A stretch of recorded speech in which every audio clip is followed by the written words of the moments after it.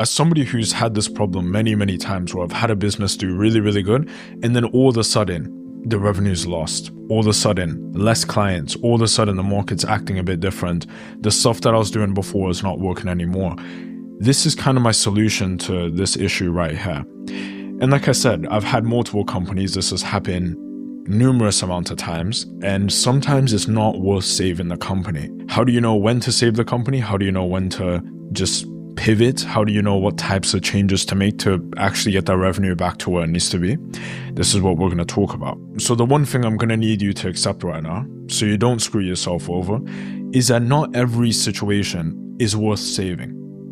So if your bottom line is, I'm never going to abandon this company, I'm never going to pivot, or, one of these, then you're never in a position to actually succeed anyways, because you're going to be blind to what's actually necessary. So please keep an open mind if you want to get over this hurdle. That's what I'm trying to tell you. So we're going to go over, is it worth saving your company? How do you know when to start fresh? And how do I sell my company? We're going to go over those. Amazing. So we're going to look at this right here. Many businesses have lifespans. And what do I mean by this? If we look at a ton of businesses, and by the way, me, my team, etc., what we do is we look at a ton of companies, we look at a ton of YouTube channels, we look at who's doing good and who's doing really bad, and this is what you guys need to know. A lot of channels and a lot of businesses that are grown from channels that have done well, they grow a lot during the hype phase, right? So to give you an idea, crypto, whenever there's a new break in terms of like the height of Bitcoin. So how does this apply, right? So when it comes to YouTube channels that talk about crypto, what you tend to see is when Bitcoin really hits a high, the curiosity is there, the mass intrigue is there, and a ton of people actually go to these YouTube channels and watch these videos. And if these YouTubers are a bit like smart, what they're going to do is they're going to title it in a specific way to talk about today's event, which is like the Bitcoin high or whatever. And that is how you get to this level. Then what you have is they try to chase that by making a bunch of videos, thinking that, hey, like I got a ton of people interested in crypto, perhaps I can convert them into my program. And then eventually what you have is, in a few weeks' time when nobody really cares, you have the bubble, and then you have the oversupply. There's too many people talking about it, too many people offering something in the crypto space, and then you have the death of it.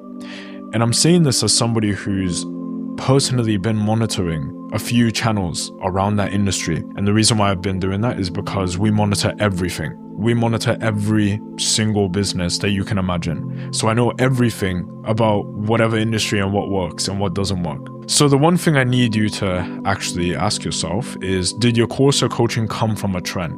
Another good one is NFTs. When NFTs were going around, the hype, the curiosity, mass intrigue, this is where most people were starting to buy. And then the bubble, the oversupply, and the death. The death is already long happened now. So imagine you were to start like a coaching or a course or something. It would obviously be terrible today. It would be horrible. However, look at what some of you guys are trying to make successful, right? Let's be objective here. Some of you guys are really, really trying to start courses in what I would call like very hype to death type of industries, which is what this is. And obviously, there is going to need to be a pivot if you want to keep doing that. And we're going to talk about that. So which ones already have died? I've spoken about this. Obviously, crypto, NFT, e-com, anything around e-com is also dead as well. And the second thing you're going to want to look out for, which I'm going to be telling you consecutively throughout this video, what things to look out for, is high fatigue and low trust. That's number 2. So number 1 was, did your course or coaching offer come from a trend? This is important, obviously, because trends die. And then number 2, high fatigue and low trust.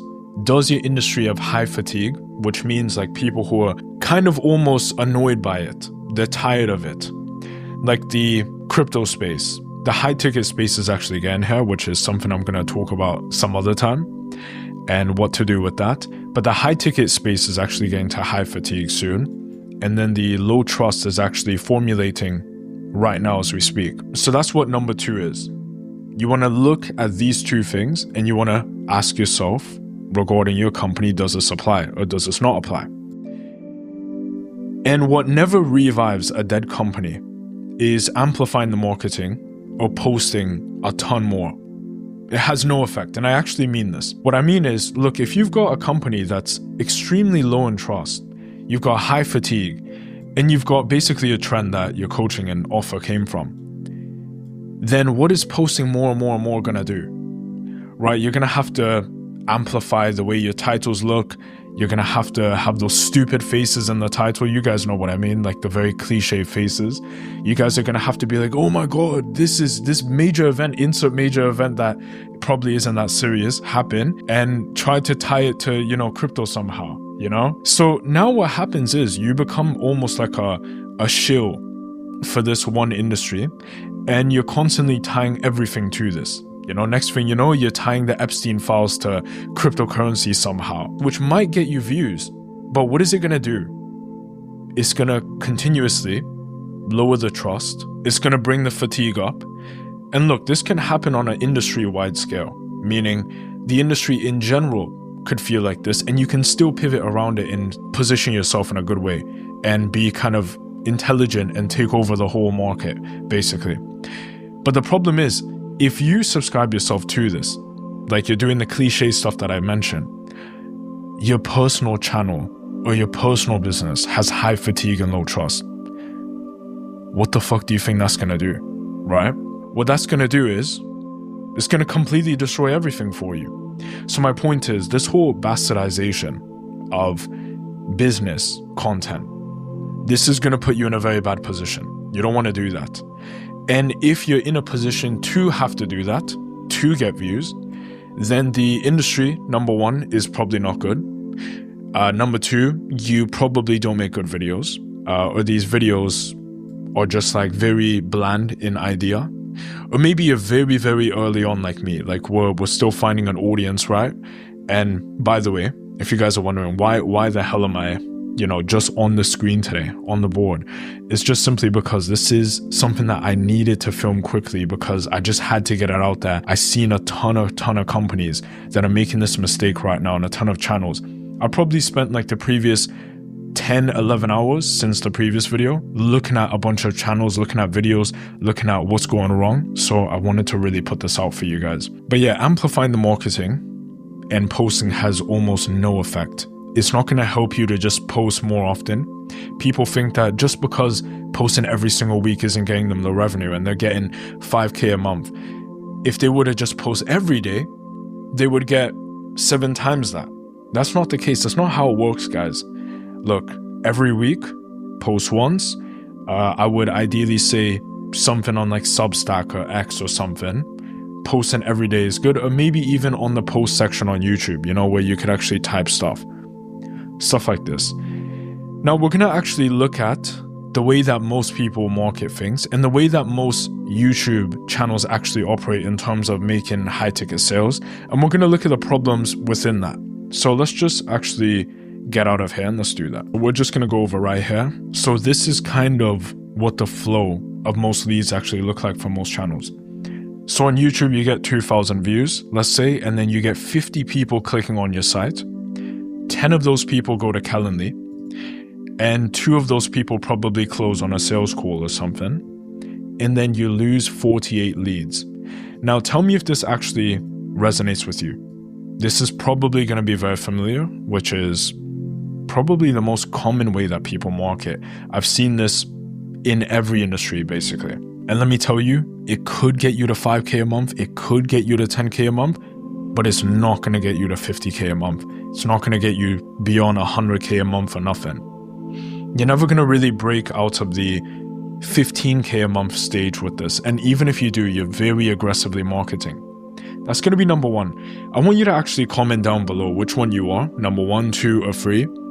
And depending on which one you happen to be, I want to see who's more on one specific side so I could actually make a more in-detail video addressing that. So if everyone happens to be on number 1, which I personally think is the most common, which is this one, then I'm going to make a video better addressing that next time. So just do that below. And then we're going to go on to number 2. What is number 2? It's slightly a bit more sophisticated. A lot of you could also fall into this category as well. So you've got 2,000 people from YouTube, 50 people click on your website, 10 people go on Calendly, 2 of those people actually become real customers and they actually close. You lose 48 leads out of obviously the 50 right here. And then you put 50 on an email list, all of them, and you nurture them. And it just keeps on going. Just email list, ongoing. You know, you're trying to get them to open up. You're trying to do clever like headlines and everything. You're trying to do stuff like RE ... have you booked your call yet? Or stuff like this on the subject line. This isn't going to work out too well. I'm going to tell you right now. I've never opened up an email list that I've signed up for. Have you? Have you ever opened up an email list? I don't even remember like when I've ever opened up an email list ever. Now, I'm not saying don't do email lists or don't collect emails. I'm not saying that. But this cannot be the method to re-loop people and nurture people to actually come back into this area and book a call and close. So the whole point of this is for the people that didn't close, which is 48 people coming from the website, coming from Calendly, etc. They're going to go onto the email list and you're going to try to nurture them. Try to come up with clever ways to actually get them back through the process, back through the site click to Calendly, then hopefully to close. So imagine this. Every single time you're doing this, you're pulling in from a smaller pool of people because you've closed some of them are just naturally not going to want to buy from you. So you're barely closing.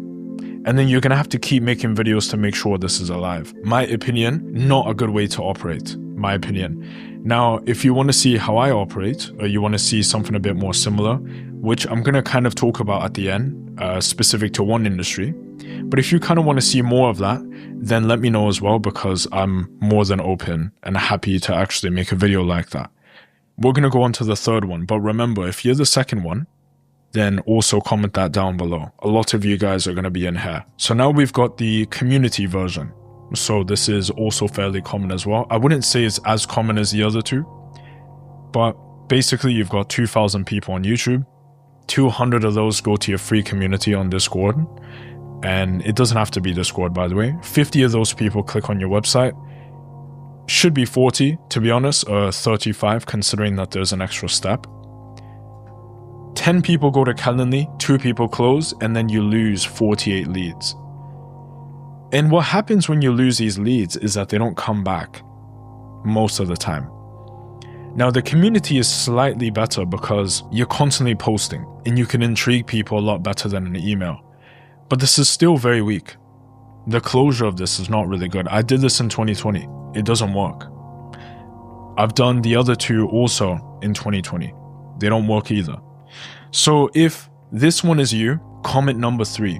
Why? Because I want to address people like you. That's the thing. I want to address number 1 or 2 or 3. I want to see what's most common. Or maybe if they're all like equally common, make like a 1-hour video addressing all of them or something. We'll see. Now, aside from the fact that you might not have good marketing or you might not really have a good system for the leads to actually get through, like what I've shown you on 1, 2, and 3, you probably are not addressing consumer needs really well, I would assume.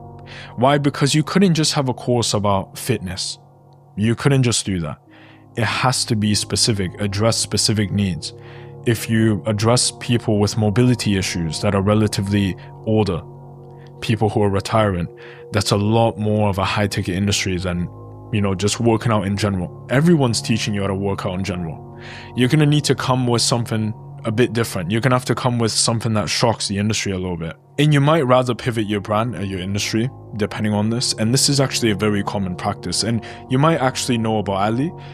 And basically, if you look at his stuff right here, this is a major YouTuber. This is a really, really big one who makes a ton of money off of YouTube. Look at his early videos, right? And I encourage you to actually read some of these right here. Maybe you could pause the video. But it's a bunch of university, medical stuff, you know, study with me, Cambridge University, etc. This is how he began, right? Super niche down. Like you're addressing people who are like in medical school, right? And you happen to be in Cambridge University. That's like a very specific, odd niche. But look at the views. They're actually pretty good. Turns out there is a demand there, which a lot of you guys wouldn't expect about your industries if you niched in. Now look at his most recent videos. As you can see it's just general success, systems, habits, mindset, This is what happens when you do really, really good. Then you can generalize. Then you could actually become addressing to the majority of the market. And this is what you want to do. You don't want to go general from day one. Too many people are making videos like, guys, this is my sales system. Nobody knows who you are. Nobody cares about who you are. Nobody cares that you own this system, right? And I'm not saying that in a polarizing way. I'm saying this in an objective way, right? As if anybody even cares about me either. All right. So what I'm trying to tell you is, look, what both me and you are going to have to do, and I've been down this road before. I've made a ton of money off of having businesses online and marketing and etc., is to take the path of education for a specific consumer market. That's going to be important. Now, where do we begin? We look at the nano niche. Nano niche is going to be extremely important. And then we look at the micro niche, and then we sub niche, and then we niche. Forgot the E there, but don't watch that. You don't have to stay where you are. So this is exactly my point.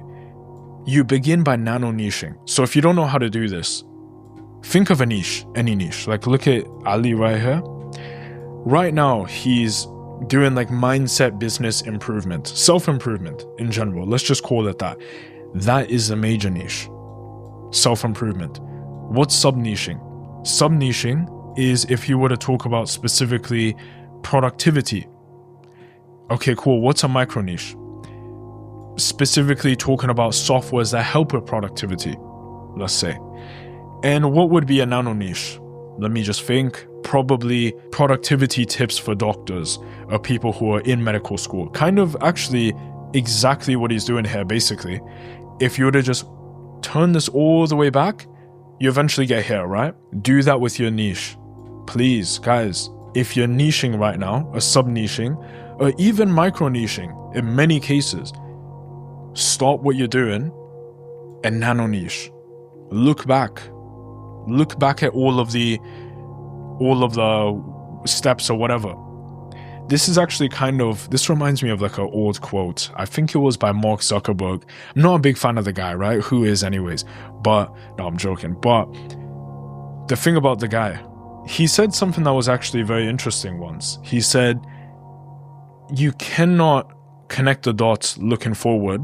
You can only do it when you look back, right? When you're connecting the dots of someone like Ali, right here, you'll see that everything is very obvious. Everything's very obvious. Do you think he would have succeeded if he made videos like this to begin with? No. Because nobody particularly cares. He became an authority in his niche, but then he began as an authority in a nano niche, and then in a micro niche, in a sub niche, and eventually a niche.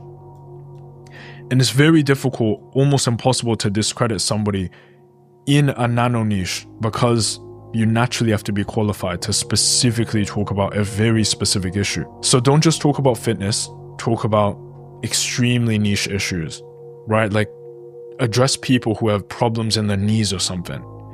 So are you 35 plus and your knees hurt? Here's how to fix that. Are you flat-footed and you happen to have this issue? People are going to watch that and you'll build your way up. And nano niching is where you make the most money, to be honest. Not for somebody in this case, because as you do become bigger in his case, he is a bit of an anomaly. Obviously, not everyone's going to be famous on YouTube. He's going to be making most of his money here. That's why he's doing it. But you're going to make most of your money in this area. Now, there's a lot more when it comes to nano niching. I am oversimplifying certain things, but this is all I could do because I'm not able to look at your case, right? So should you pivot? This is going to be the final thing we're going to talk about because this is going to be very important, right? How do you know you don't have to dismantle everything?